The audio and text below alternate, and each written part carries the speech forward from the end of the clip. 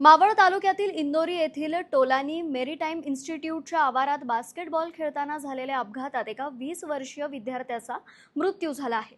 मृत विद्यार्थ्याचे नाव विशाल वर्मा असून तो मूळचा उत्तर प्रदेशातील अयोध्या येथील रहिवासी होता। रविवारी सकाळी 7:30च्या सुमारास इन्स्टिट्यूटच्या मैदानावर विद्यार्थी बास्केटबॉल खेळत होते।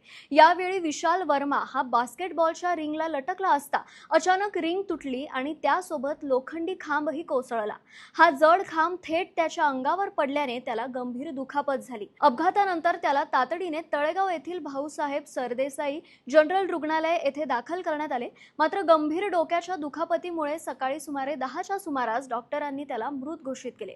या घटनेची माहिती मिळताच रुग्णालयाच्या मुख्य वैद्यकीय अधिकारी डॉक्टर सुचिता काळे यांनी तळेगाव MIDC पोलिसांना कळवले। पोलीस उपनिरीक्षक प्रशांत रेळेकर यांनी या घटनेची पुष्टी केली असून सध्या पुढील तपास सुरू आहे। दरम्यान या घटनेनंतर संतप्त विद्यार्थ्यांनी कॉलेज प्रशासनावर निष्काळजीपणाचा गंभीर आरोप केला आहे। अपघातानंतर पोलिसांना माहिती देण्यात उशीर झाल्याचा दावा करत त्यामुळे मदत पोहोचण्यातही विलंब झाल्याचे विद्यार्थी सांगत आहेत।